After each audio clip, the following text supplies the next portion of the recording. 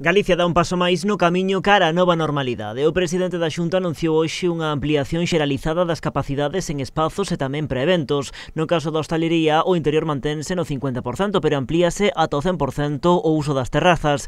As medidas entrarán en vigor na medianoite deste sábado. O que facemos nas terrazas é ocupar o 100% do aforo sempre que se manteña a distancia de 1,5 metros entre mesas.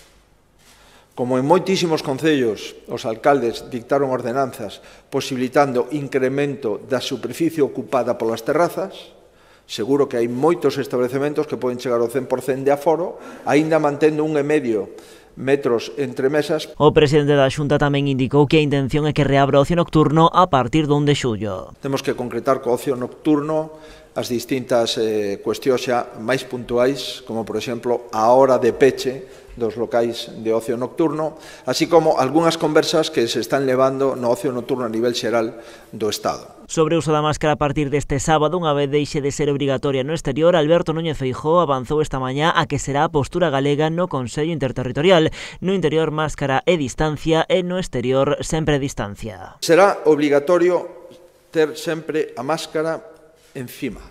Vamos levar a máscara con nós. Máscara formará parte das nosas pertenzas obrigatorias cando saíamos ao exterior. Hai que sair con máscara da casa. E hai que sair con máscara da casa porque podemos entrar en calquer establecemento pechado e é necesario a máscara. Podemos acudir a calquera tenda ou a calquera oficina e será necesaria a máscara.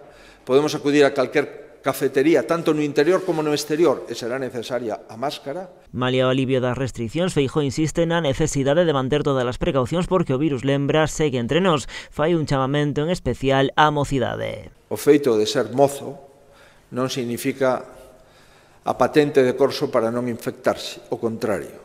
Pasamos de protexer a población máis vulnerable, que eran os maiores, a cambiar hacia a población máis vulnerable que empezan a ser as persoas máis xóvenes como consecuencia de falta de vacinas para todos. E di que toca ser responsables en todo momento, tamén nesta noite do San Xoán.